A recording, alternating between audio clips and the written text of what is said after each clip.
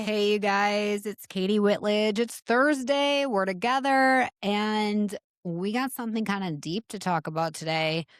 If you're an owner or a leader of a salon, a spa, a med spa, if you're just a human being who wants to be better in your craft and your career, we're going to talk about your strengths. Are they weaknesses sometimes? Because sometimes your weaknesses are actually your biggest strength just being abused or misused. Are you somebody that tends to learn lessons the hard way? Hi, that's me, Katie Whitledge. I either learn lessons the hard way or the expensive way. If you can relate, we're going to get into this. Your weaknesses are often, not always, strengths being abused. So, not every weakness is a strength being abused, but sometimes it is. I want you to think about what are some of your top strengths? For me, communication. Here we are on the podcast. I've given keynotes, I've written a book, a couple ebooks. Communication is one of my superpowers. Yet, how can that be twisted and sometimes be used in a way that is unhelpful, misused, or abused? So, this might look like me oversharing. This could be me dominating a conversation. This could mean, and oftentimes for me, sharing truth with others that is not done in love and grace. So, what's your superpower strength? How do you recognize if that strength is getting twisted? If a weakness you have, like, let's actually look at that. Think about areas that you kind of struggle with sometimes. I would absolutely say that I can be a little lippy. Somebody's triggering me with something they're doing or saying. I often am reactive very quickly in how I will say something to them. There was this little girl in the park kind of being mean to this either younger brother or just a younger boy there. And I was like, hey, hey, hey, I don't want to see that. I don't want to see anything like that. And I'm not her mom. I don't know her mom. I don't know if any adult was around to see the way I responded, but I was like, no, no, no. We're not doing that kind of behavior here. So I often take it upon myself to communicate corrective advice or activities like when I've not been asked to.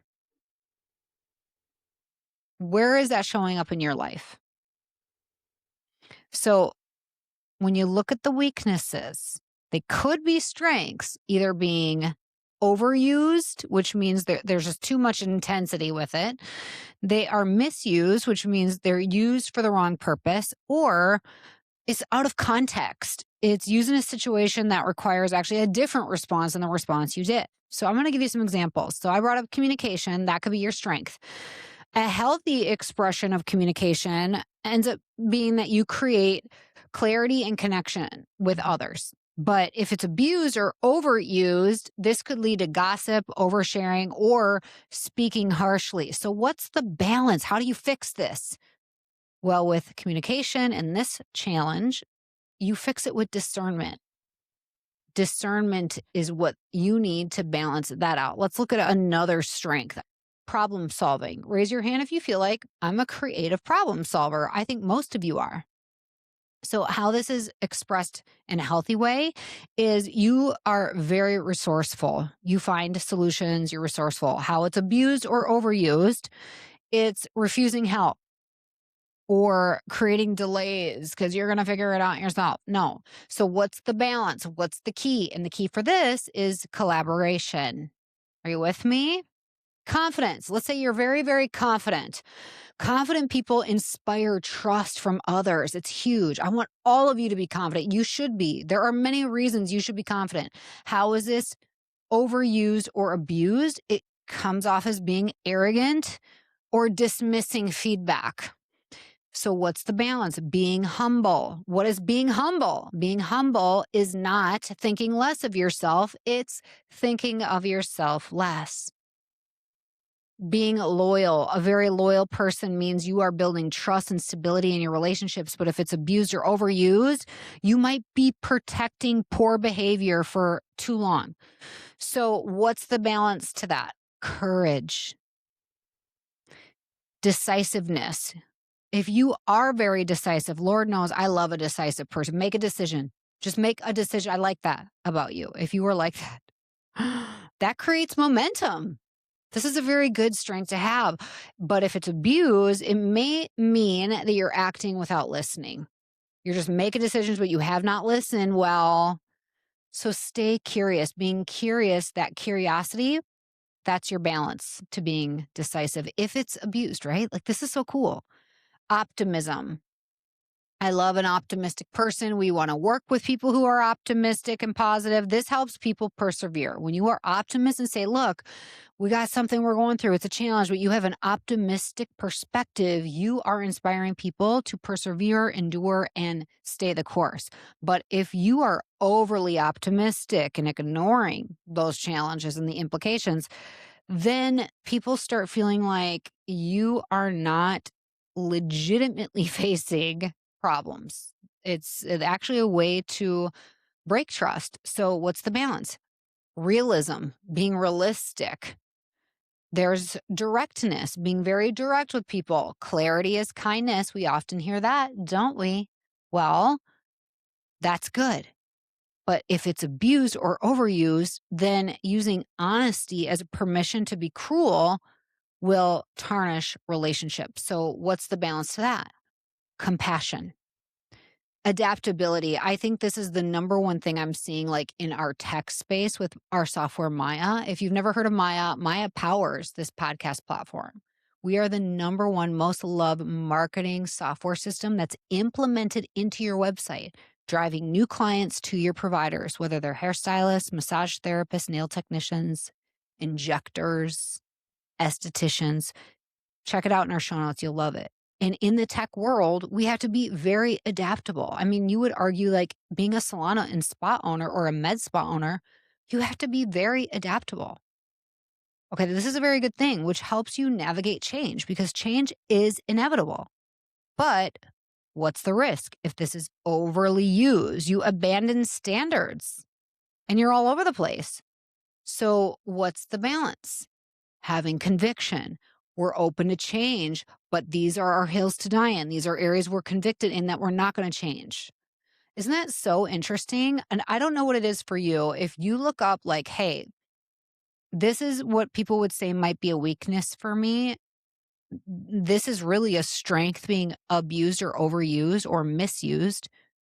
What is that balance that you need in your life?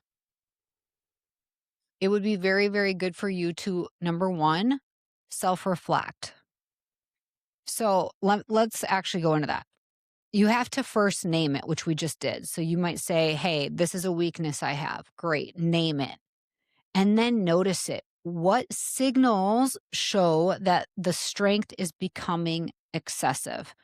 So, an example, people might stop contributing around you. They used to contribute a lot in the meetings and now they don't. That's not great. Start noticing that signal. Or you personally might become resentful because you feel like you're carrying everything. Notice that signal. Or you will interrupt or start speaking more harshly. That's a signal. Or you get defensive. You're defending your intentions instead of considering your impact. You are feeling like you're indispensable rather than collaborative. So you name the thing, that you notice it, you start to notice it, and then neutralize it. And this is where maturity comes in. You have got to recognize and be self-aware. This is a huge aspect to emotional intelligence, is being self-aware and notice it and then neutralize it. What do you do to neutralize it? You take a pause. You take a pause. This is where yoga comes in. I don't know if you know that I love yoga. I teach yoga. You sometimes need to have that breath work in your life to become present in your body and bring the mind body connection into play. This is where we take a deep breath in through the nose for 4 counts and exhale out through the nose for 4 counts. And do that a few rounds, 3 to 5 rounds. Give yourself a beat. Ask just one more question for clarity sometimes. Maybe wait before sending that text or email. Invite an opposing viewpoint. One of the best questions that I started asking myself was, is there some truth to that point of view? Is there something valid about what is being presented to me or shared with me? Request help before the deadline becomes an emergency. Oh, I wish I could tell this to so many people. I work with perfectionists, very logical people that are so resourceful that they want to figure it out. But then all of a sudden, we're past due on something because they haven't figured it out. Ask for help, reach out to others. Separate what is urgent from what is merely uncomfortable. How big is that? Separate what's urgent from what's merely uncomfortable. And then, okay, so we've named it, we notice it, we neutralize it, and then we redirect it. How do we redirect it? And that's just saying like, look, I'm going to use my strength more wisely. So that might be like, hey, you're a great storyteller, but you want to turn that into more encouragement and avoid gossip. You turn control into clear systems. You turn perfectionism into preparation. You turn intensity into focused action. And you turn empathy into compassionate accountability. Because you can be empathetic and so compassionate that you fail to keep others accountable, right? So there is a way to still uphold accountability and still empathize with others. I love this amazing guy. His name is Arthur Brooks. If you're not following him on YouTube or he has a podcast, check out Arthur Brooks. And he often teaches how to manage emotions. And he said, create distance between what we feel and what we choose to do. Let me say that again. Create distance between what you feel and what you choose to do. How do you create that distance? It comes with maturity. It's being a good listener. And here's what I want you to ask yourself and really fill in the blank. What are you the best at? So say, at my best, I am fill in the blank. So I might say, at my best, I am a loving, clear communicator. When I'm unaware, afraid, or under pressure, that strength can become fill in that blank. For me, for the communication side of things, it could become cruelty in the way I speak to others. Too harsh, too honest. So again, I fill this in. At my best, I am fill in the blank. When I am unaware, afraid, or under pressure, that strength can become fill in the blank. Then ask somebody you trust to really audit you. Like, when you experience the best of this strength in me, and when you experience too much of it. Okay. These are tools in our tool belt really to help us show up and be better versions of ourselves. We don't want to diminish the strength. We want to steward the strength appropriately and optimize it appropriately. So maturity is not, okay, maturity, you guys, is not losing the qualities that make you powerful. Maturity is learning when, where, and why, and how much of that power to use. Isn't that cool? So thinking about sometimes your weaknesses are just your strengths being abused, but you can name it, neutralize it, notice it, redirect it, and really steward that well. All to be the best version of yourself, which then helps you be the best leader you can possibly be. I hope that today's conversation was helpful. Share it with somebody that you work with, that you know that this might be helpful for them as well. I hope you love this, you guys. Until next time, have an awesome day and stay strong. Did you know over 60% of first-time clients do not return for a second visit? That is so painful, but it doesn't have to be that way. That's where Maya comes in. Maya is the ultimate marketing software for the beauty and wellness industry. We have a proprietary funnel utilizing special algorithms to help connect the right consumers with the right providers at your business. This means that Maya helps you get higher spending clients you love to work with who stay the long haul. If you want to increase your revenue, increase your client count, increase your average ticket, and increase your new client retention, then you need Maya. Go to joinmaya.com to set up your own personal virtual tour and see why over 500,000 consumers have trusted Maya and the businesses we work with to find their perfect beauty and wellness pro. We promise you will love Maya.